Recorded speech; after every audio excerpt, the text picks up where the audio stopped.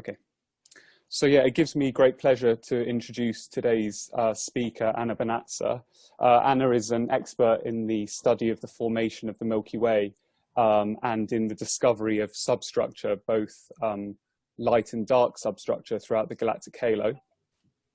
Ana did her PhD at Yale, working with Mala Jihar, where she studied tidal streams as probes of the Milky Way's gravitational field, and also discovered the triangulum stream.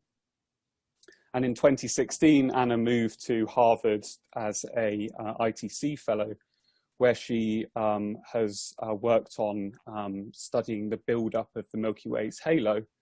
And most recently, with the arrival of the Gaia data, Anna's looked at how cold tidal streams can be used as probes of low mass dark matter substructure throughout the Milky Way. And that's what she's going to talk on today. And she's going to tell us about the specific case of the GD1 stream, which appears to have been significantly perturbed. Anna, over to you. Thank you. Thanks, Jason. Thank you everyone for coming and having me. I wanted to start with a view of the night sky that shows billions of stars situated in the Milky Way. And this wonderful night sky view, as a product of 13 billion years of cosmological evolution, also contains a lot of information about the nature of the universe and the dark matter as well.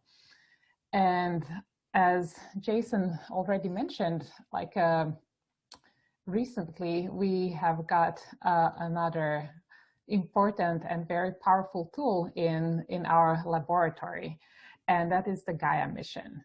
So Gaia is a mission that is providing the precise positions, photometry and motions of almost 2 billion stars. And it already has answered some of the long-standing questions. So I want to start with one particularly important measurement for this talk made by Laura Watkins, a former IoA student, that sort of hit all of the news outlets something like a year ago. So Laura measured the total mass of the Milky Way and found it was something like 1.5 trillion times larger than the mass of the sun. And this is important because for a long time, this has been a very uncertain measurement. And secondly, because when we sort of tally up all of the matter that we can see in the galaxy, we get to something like 7 times 10 to the 10 solar masses. So roughly 90% of the mass that Laura measured for the Milky Way is invisible, and the only way she could infer the presence of this dark matter is from the motions of satellite galaxies and globular clusters that orbit in the Milky Way halo. And so this is a big component of the galaxy, and we would like to understand what this 90% of the matter is. And the leading hypothesis is that it is some sort of undiscovered particle. And like other particles that we can detect, people started devising experiments to more directly detect a dark matter particle. So for example, there are experiments trying to see whether the dark matter interacts with the ordinary matter, and there are like these giant tanks of xenon basically being deployed deep underground and monitored for an interaction with a potential dark matter particle. Then we also have in space Fermi Gamma Ray Observatory, where people have been monitoring different astrophysical sources like dwarf galaxies or the center of the Milky Way to see if there are any signatures of dark matter annihilation that would produce gamma rays. And then finally, there might be the possibility that dark matter can be produced in energetic collisions directly in CERN. However, despite the significant resources that are being sort of allocated to these searches, we have really nothing to show for it so far. And the only signature of dark matter that we have detected with some confidence at the moment is the gravitational pull it has on the stars and satellite galaxies and globular clusters that Laura used to infer its total mass around the Milky Way. So it seems like that remains the one way that we can learn something about dark matter from its manifestations on these large astrophysical scales. And fortunately for us, different models of dark matter do predict different behavior on these sorts of scales. So the most popular model of dark matter is that it is a fairly massive particle, sort of on the order of GeV. And since it's so massive, it's called cold dark matter, and numerical simulations of structure formation in this universe of a cold dark matter predict that galaxies like the Milky Way should be surrounded by a halo of dark matter that itself has a lot of subhalos, sort of these clumps that you see in this picture. However, an alternative is that the particle mass of dark matter is somewhat lower. So if it is on the order of keV, there is significantly less structure, even though the sort of global picture or the global gravitational potential, this distribution of dark matter remains fairly similar. On small scales, there is a lot fewer there are much fewer subhalos because this lighter particle can sort of stream out of them. And so measuring sort of the small scale structure of a dark matter halo could already distinguish between these two models. And finally, most recently, there has been a proposal that the particle mass might be extremely low. And in this case, it was sort of dark matter would manifest this sort of quantum interference patterns all throughout the halo.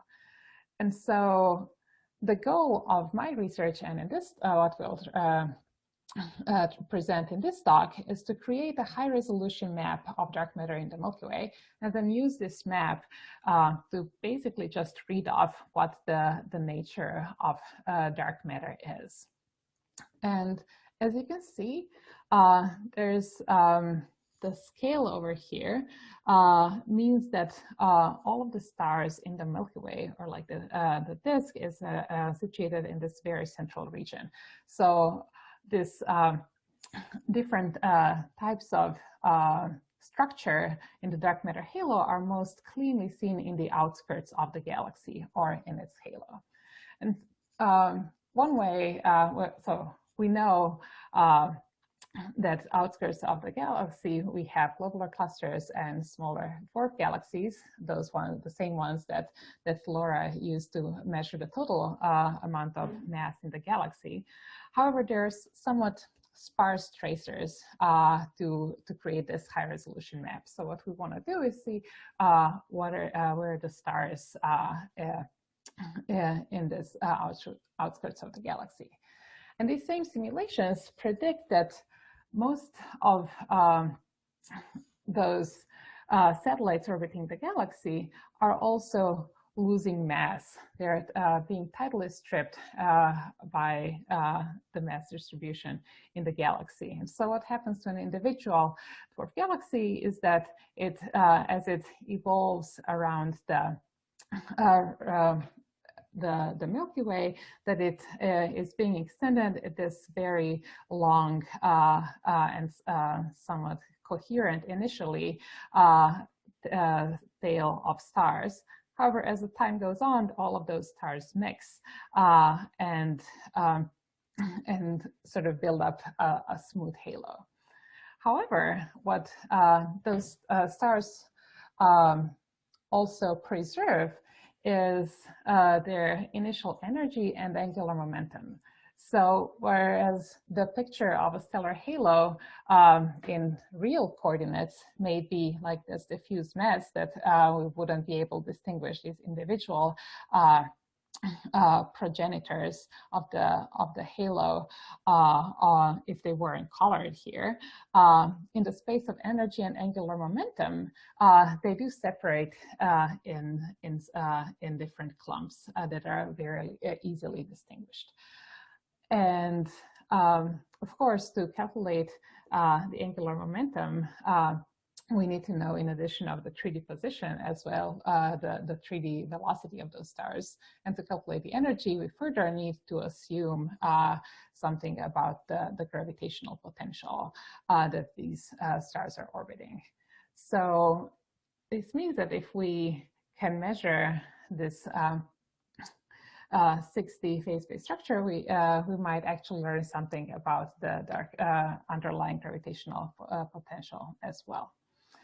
And for the longest time, this was a very hard measurement to make because the galaxy, what we could very precisely do is measure the positions of the stars.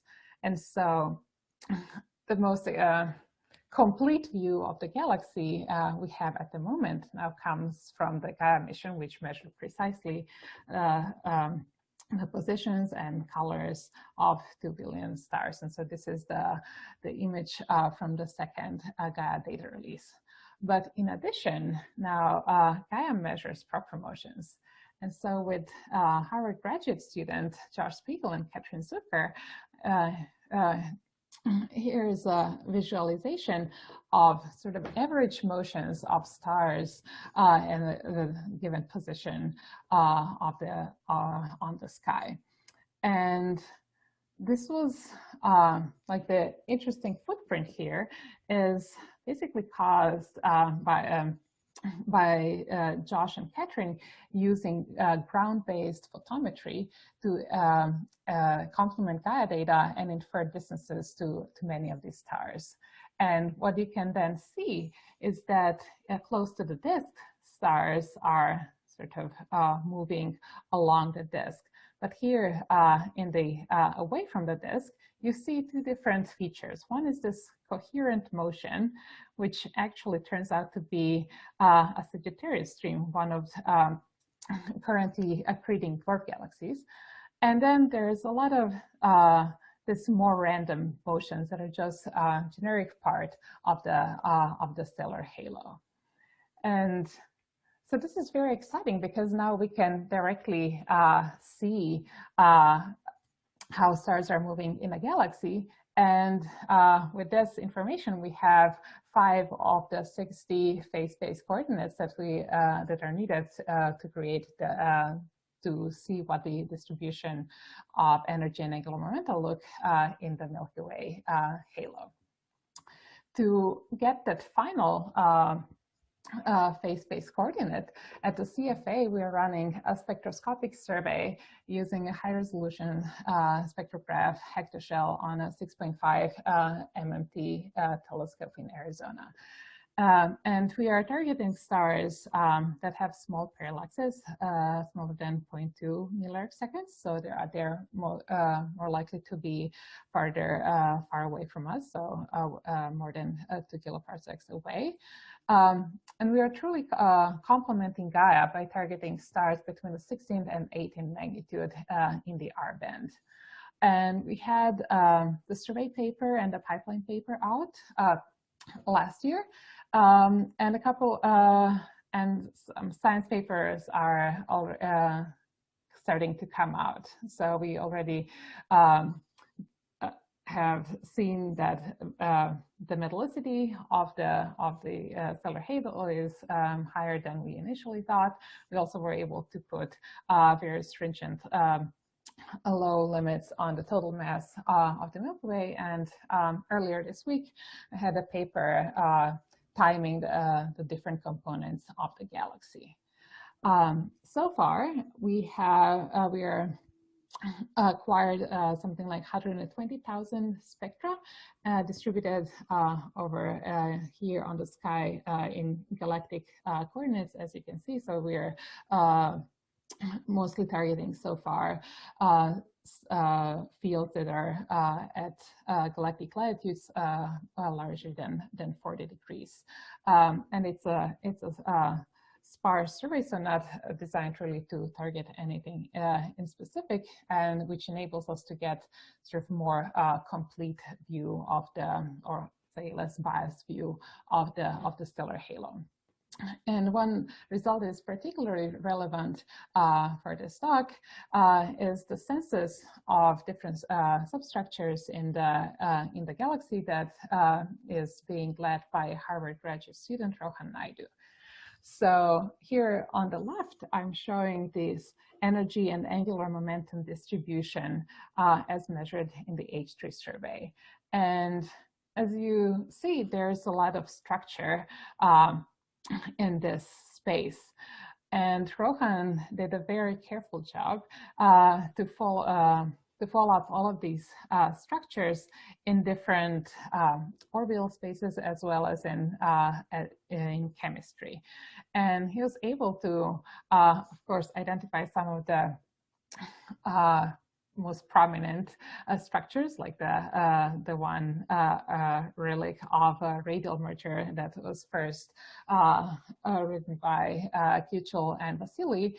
Then also the Sagittarius dwarf galaxy, some disk components on this sort of left hand envelope. But then there are like a number of smaller overdensities over here that upon sort of closer inspection turn out they have this, they are distinct structures. And so the cartoonish association are shown on the right over here. So this is, and one of the main insights we had with this work from Rohan is that basically all of the structure, all of the stars that we have observed are part of some structure. So there is very little of a smooth sort of halo in the Milky Way. And it is important to resolve all of it, or to learn that most of it can be tied back to a single progenitor, and which will enable us to learn about how the Milky Way assembled, and also about sort of galaxy formation at very early times. But this still has some room for improvement, because all of those objects here are supposed to be or seem to be relics of fairly massive dwarf galaxies that have accreted on the Milky Way. However, we know there are lower mass accretion events still happening onto the Milky Way. And this is best visualized, I think, in this field of streams like map that were pioneered by Vasily more than almost 15 years ago. And this is my take on the Sloan Digital Sky Survey, where in its final release of the photometric data, when I use the colors and of stars to select stars that are more likely to be metal poor, and created maps at 3 different distances, which are then mapped into color in this visualization. And so here as well, you see that there is a lot of substructure in the halo, and some of it is bound. Like these are the clumps are the dwarf galaxies and globular clusters, but a lot of it is diffuse. So this most prominent structure over here are the tidal tails of the Sagittarius dwarf galaxy, the same one that we saw in the energy angular momentum space. However, there are also a lower mass accretion events present here. For example, this stream or that it's sort of crossing vertically across the Sagittarius is called the orphan stream. And that is because we haven't found its progenitor yet. But based on the width, we think it's a lower mass dwarf galaxy. And if we go further down, to even smaller objects, we see that even globular clusters are disrupting. And the prototypical case is shown in the lower left corner, where you can see that there's a tiny overdensity here, which is the Palomar 5 globular cluster that has these beautiful tails that are extending out of it. And one thing you'll immediately notice is that these tails are much thinner than the ones from Sagittarius and the orphan stream. Another or final structure I want to point out here is another such thin stream over here, which is sort of arching almost all of this footprint, which is called GD1. And based on its width, we think it's a disrupted globular cluster. However, we haven't found the progenitor yet either, so we think it's a completely disrupted globular cluster. And for the rest of this talk, I'm going to be focused on this disrupted globular cluster, mainly because they're so thin and kinematically cold. And these properties make them very useful tracers of the underlying distribution of matter in the galaxy. Sort of to visualize this, here is a model of the Atlas stream, which was discovered at the Institute by Sergei Kopasov. And this is a model of the stream shown in the on-sky coordinates and color-coded by the radial velocity. And the model is created in this fiducial model of the Milky Way galaxy that has a disk, a bulge component, and initially a spherical dark matter halo. And the reason these globular cluster streams are so useful is that when you change the properties of the dark matter halo or the disk, the stream changes both the shape on the sky and also the velocity structure along the stream. So from the observation of stellar streams, you can directly map those to parameters of the dark matter or of the global dark matter distribution. So this is really good and sort of complementary to the global mass measurements done by dynamics of globular clusters, like what I mentioned at the beginning of the talk. But what streams tell us in addition is also something about the small scale structure. So in this case, the globular cluster was like this tidal stream was evolved in a galaxy in an analytical gravitational potential. And so in our cosmological picture, this would correspond to a fairly low mass dark matter particle that produces mainly a smooth distribution of dark matter around the Milky Way.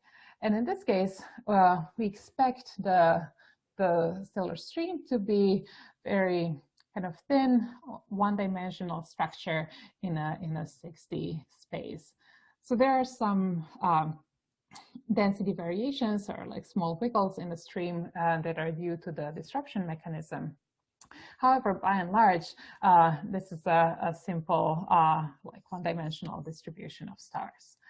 However, when I took the same model of a stream or like a same orbit of its progenitor globular cluster and evolved it in a live dark matter halo that assumed a larger mass of the dark matter particle and had a lot of these substructures.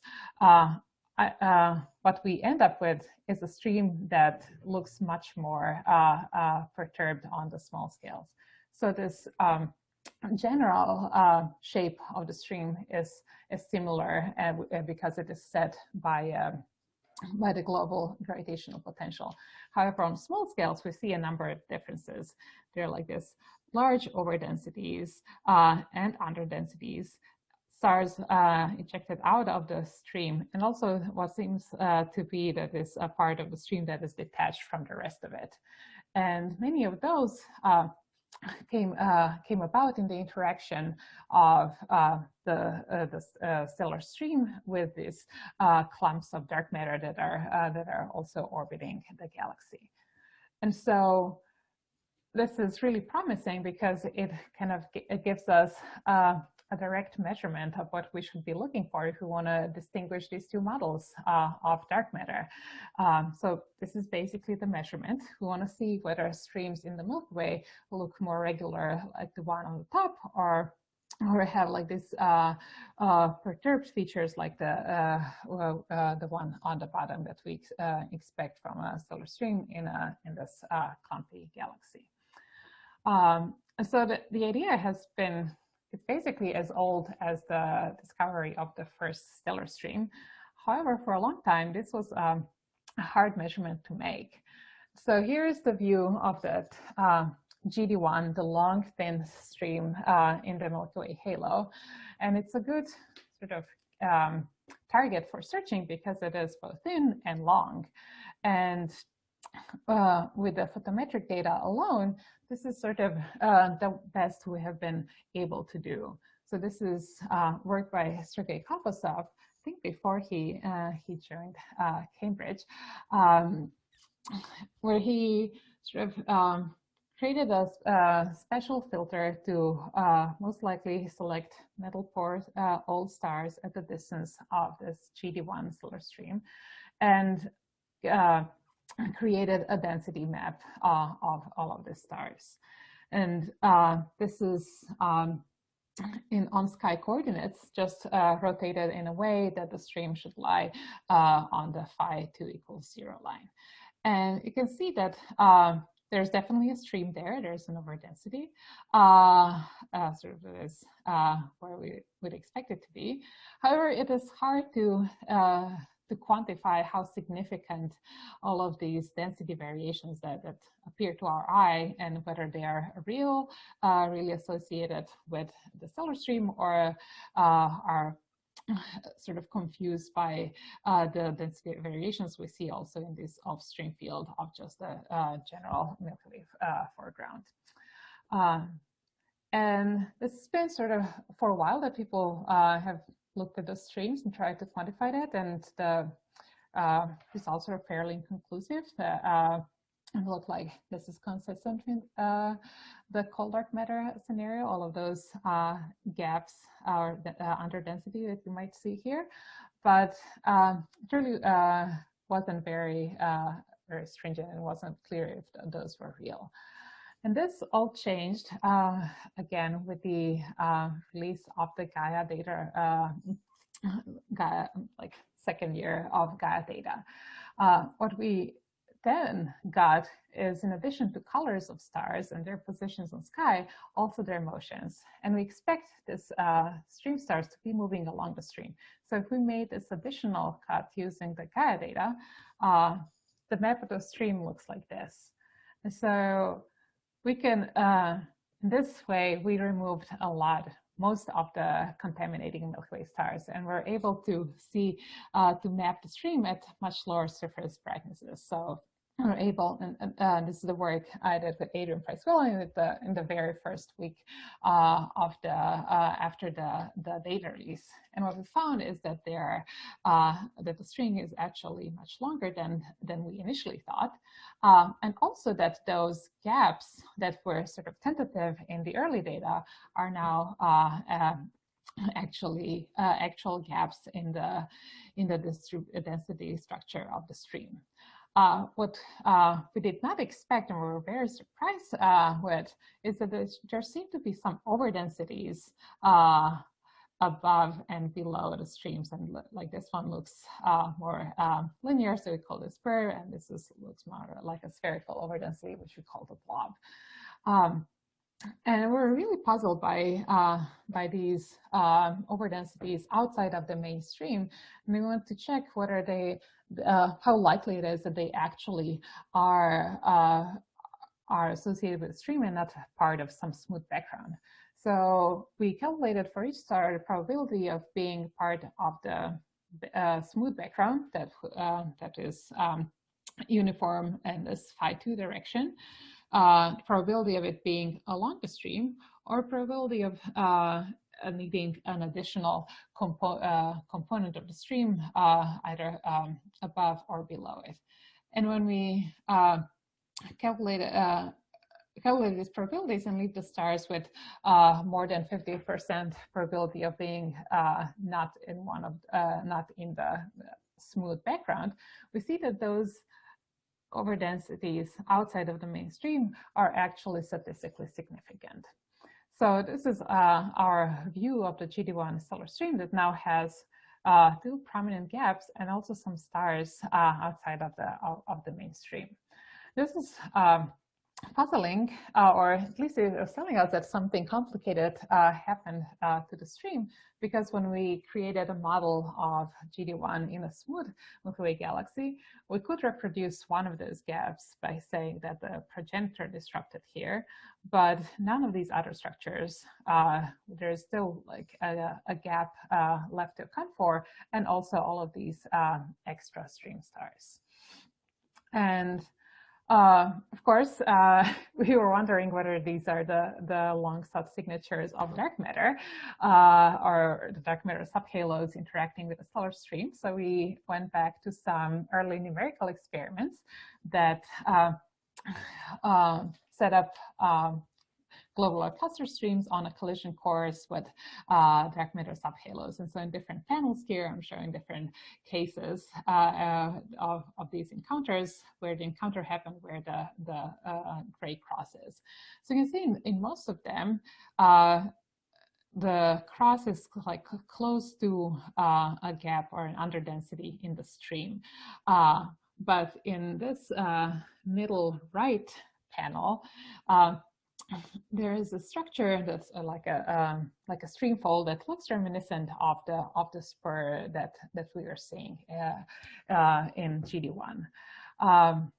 But the gap has been really identified as a more ubiquitous feature, and there's been a lot of theoretical work exploring what we can learn about properties of these individual clumps of dark matter from the appearance of the gap. So this is just probably an incomplete listing of the numerous papers which have looked into that and found that when you that the gap in the stream is larger if the dark matter subhalo is moving slower, if it is coming closer to the stream, and if it's more massive.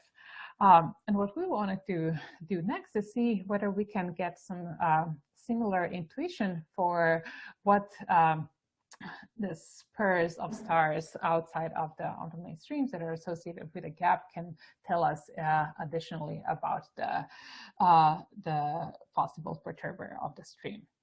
So I set up a simple experiment such that our stream is approximated with stars on a single orbit, and there is a point mass particle that passed by the stream. It gave a velocity kick to some of the stars closest to the encounter, and they, okay, I'll play it again, got pulled out of the mainstream, sort of precess around the stream, and at some points in time, they appear as this gap associated with a spur sticking out of it. If we sort of project this in angular coordinates, we get the morphology that looks very much like what we observe in GD1.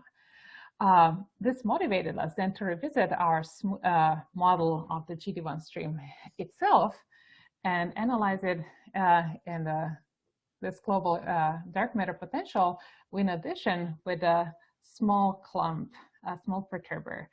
what happens then is that indeed, again, we see this sort of ring of stars opening up to a gap, but also at any time there are stars still left outside of the mainstream. And when we move at the present and sort of project in the sky coordinates, we see that those stars are displaced from the mainstream.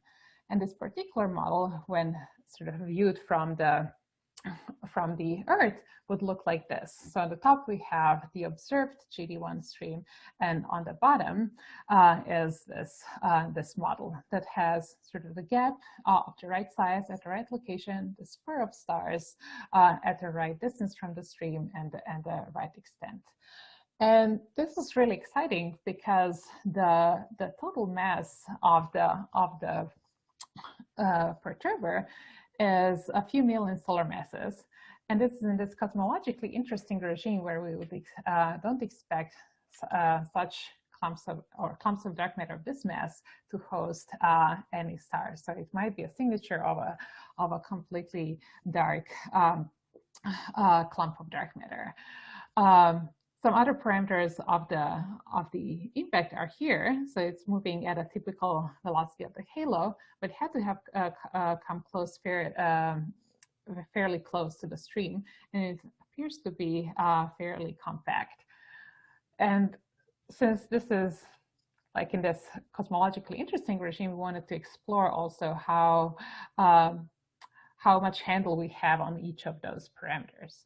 So what I'll do over the next slide is fix all of the parameters of the impact to these fiducial values and only vary one of them to sort of gain intuition of what information is available in this joint features of a gap and a spur in the stream. So looking first at the time of the encounter, we see the fiducial model here at the center. We see that if the encounter was fairly recent, the gap is small, and this loop or spur of stars is fairly small. Both grow with time.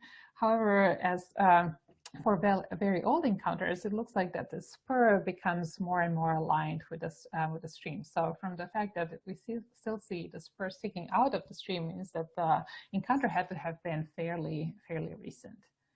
Then for the mass, we see that both the size of the gap and the size of the spur increase with the mass.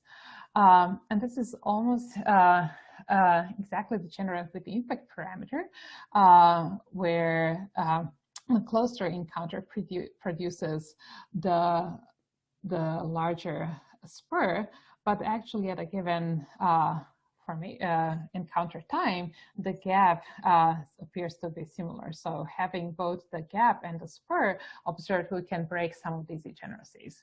The velocity of the encounter, though, is fairly unconstrained and looks to be almost completely degenerate with the mass of the object. However, interestingly, we do see some constraint on the size of the perturber. So you can see that again, both the size of the loop and size of the gap are maximized if the object is fairly compact. So on the top we have a point source, and at the bottom we have something as a fiducial cold dark matter expected density of a subhalo. So you can see that there is very little impact here, and which means that we actually require a fairly dense perturber. So we then did a more complete search of this parameter space and found that the allowed mass and size combinations for the perturber of GD1 are in this gray shaded region. And just for orientation, here I'm also showing the distributions of molecular clouds in the outer disk of the galaxy, the dwarf galaxies as squares, and the globular clusters as triangles. The dark matter subhalos in this radial range are supposed to be in this shaded band, and the dotted lines are showing the 1, 2, and 3 sigma dispersion from the mass concentration relation. And so looking at this figure, it appears that the most likely candidate for a perturber would be a globular cluster in the Milky Way. However, thanks to the Gaia data, we now not only know the orbit of GD1, but also most of these clusters, or most of the objects in all of the clusters here. And we can actually rule them out because they never came close enough to have much of an impact on GD1. So this leaves us with this fairly barren looking space. And our options are really that the culprit is an unseen globular cluster, some very unusual dark matter subhalo that is much denser than what the theory predicts. And you'll know that these are sort of the upper limits on the size. We're perfectly happy with this being a point source and the perturber being a supermassive black hole, but it's somewhat unclear what it would be doing in the Milky Way halo. So what we are then want to do to distinguish between these possibilities is predict where the object should be and today, and see if there are any other observables that could distinguish these alternatives. And the good news is that our models predict the orbits of the subhalos that are or perturbers that are in this gray shaded region. However, when we plotted them on the sky where they should be today, we get a map that looks like this. So basically, they could be anywhere as constrained by the data that we currently have on hand. However, the model is predictive. So if we color code this distribution by the relative radial velocity between the main stream and the spur, we see that there are these large-scale patterns. So measuring the radial velocities in this perturbed region of the stream, we might actually narrow down the location of the perturber at the present. So to do that, we would need precise radial velocities. And in the literature for a while, there have only been measurements in the main part of the stream, and they were fairly uncertain. So these are the blue points over here, and the radial velocity relative to our best fitting orbit are shown on the bottom panel. And sort of the precision needed to distinguish those or to refine the position of the of the perturber is shown with this shaded band over here. So to do that, I led a program on hectoshell with MNT where we targeted 8 fields, 4 in the mainstream of GD1 and 4 in the spur, and measured precise radial velocities. You can see that they are fairly well aligned on these fields where we observed both the spur and the mainstream. And if we zoom in over here, we see that actually the velocity differences are smaller than 1 kilometer a second. So if we go back to our map of predicted positions of the GD1 perturber on the sky and only limit to those that have very small relative radial velocities, we get a map that looks like this. So we cleaned up a lot of the models, and what remains appears to be sort of distributed along a single orbit over here. And curiously, this orbit seems to be well aligned with the predicted distribution of dark matter from the Sagittarius dwarf galaxy. It sort of gives us sort of an astrophysical origin of the perturber. Still think it's unclear whether it's an undiscovered globular cluster or a truly dark clump of dark matter, but now we are sort of zeroing in on this present day position, which will allow for follow-up campaigns. So the two main takeaways from this talk is that we see signs of perturbation in stellar streams in the Milky Way. And with the precise kinematics, we are beginning to be able to constrain the present day location of the perturbers, which would open up a really new way of looking at or studying dark matter in the vein of the multi-messenger studies.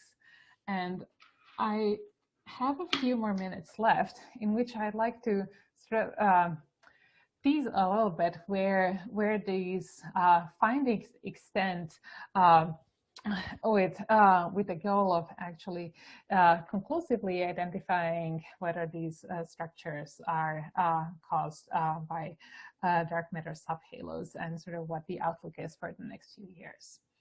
So one thing we'd like to do is expand studies beyond the Milky Way.